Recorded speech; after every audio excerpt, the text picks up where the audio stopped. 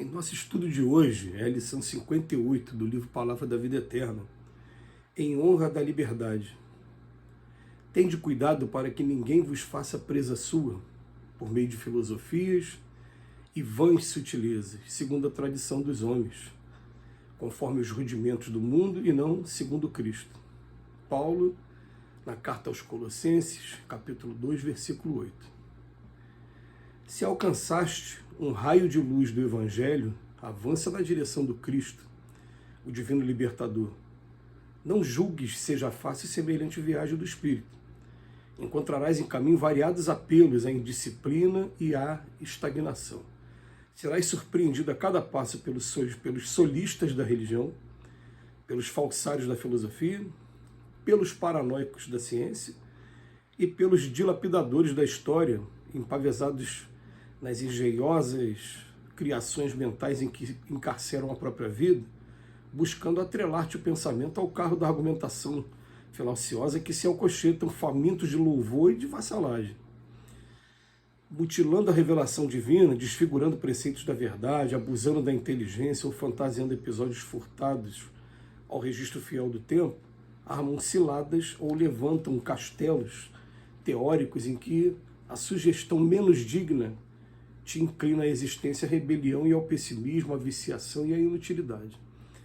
Atendendo quase sempre a interesses escusos, lisonjeio-te a incipiência, incessando-te o nome, quando não se desmandam na vaidade, ali dando-te a decisão para que lhes engrosses o séquito de loucura. Acompanhando-os, porém, não te farás senão presa deles, fômulo desditosa das ideias desequilibradas que emitem, no temerário propósito de se anteporem ao próprio Deus. Querem escravos para os sistemas falaciosos que mentalizam, quando Jesus deseja que te faças livre para a conquista da própria felicidade.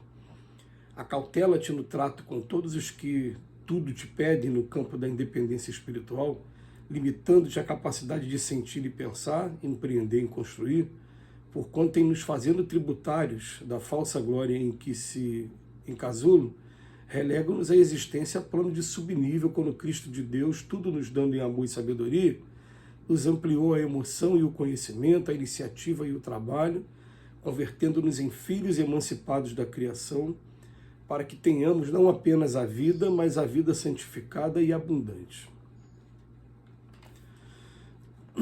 Em honra da liberdade.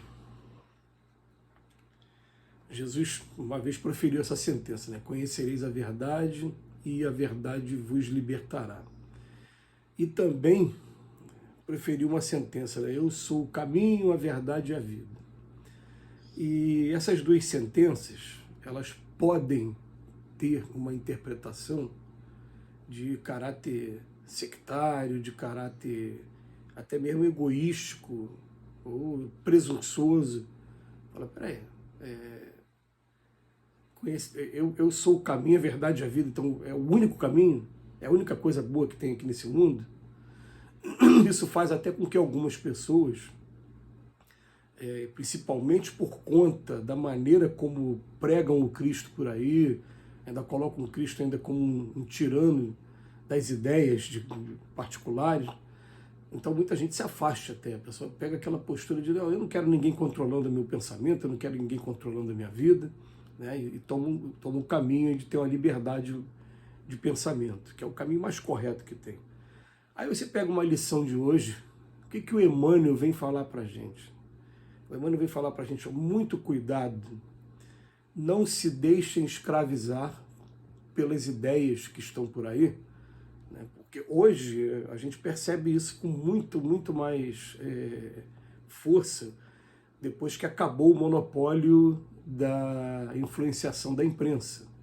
Agora a influenciação está nas redes sociais e qualquer um pode influenciar quem quiser.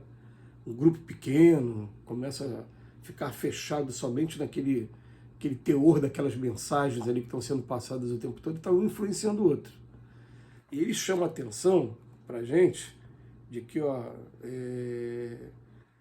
que encontrarás no caminho variados apelos à indisciplina e estagnação. Vai vir de religiosos que são solistas, ele tem aquela opinião que somente deles. Todo mundo sabe o que é um solo, né? Solo tá sendo feito individualmente. Os falsários da filosofia, os paranoicos da ciência e também dilapidadores da história.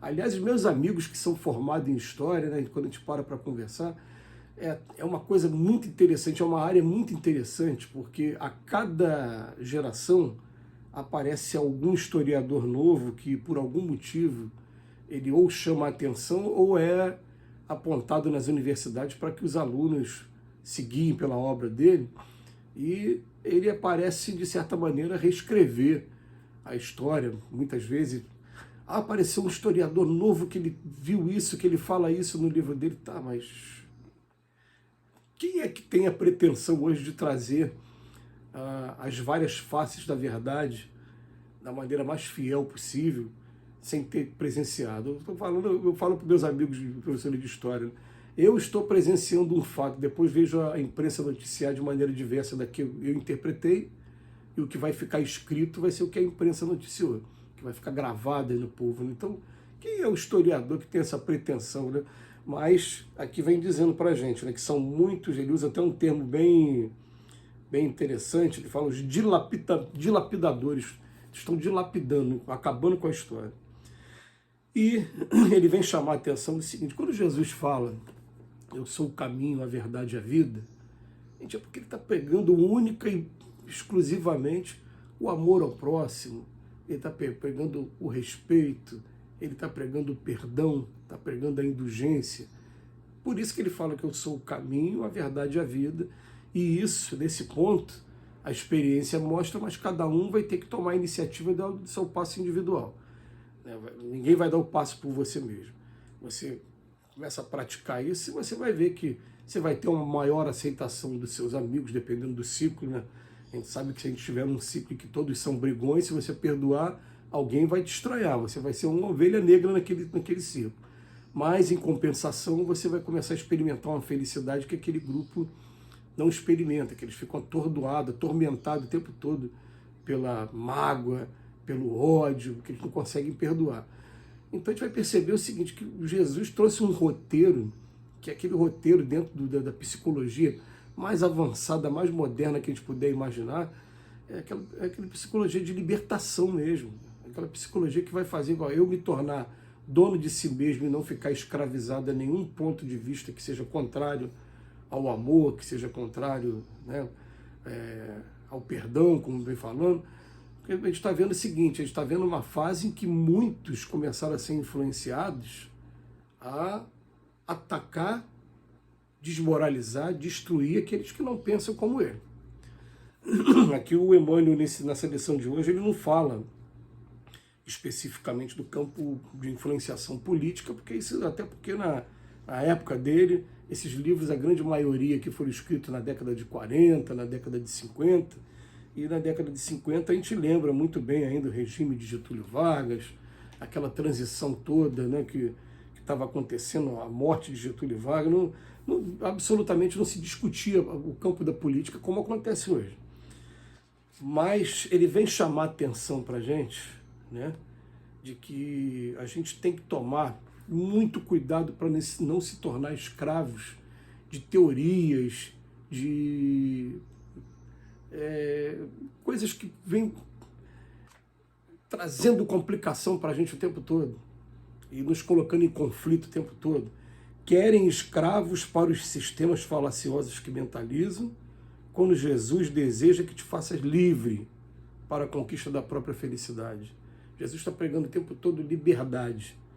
Então ele bota: cautela-te no trato com todos os que tudo te pedem no campo da independência espiritual. Porque uma das coisas, né, você obrigar alguém a fazer uma coisa que a pessoa não gosta é uma coisa. Agora, quando você consegue conquistar o pensamento daquela pessoa, aí a coisa é bem mais séria, porque ali você conseguiu realmente um adepto. Então a gente tem que tomar muito cuidado do que a gente abraça no campo de vista intelectual, no campo de vista do pensamento, que ele seja salutar, que ele seja libertador, que ele seja voltado para o amor. E quando vai falar de amor, não tem como falar do Cristo. Por isso que o Cristo falava que eu sou o caminho, a verdade e a vida. Que Jesus nos abençoe hoje e sempre.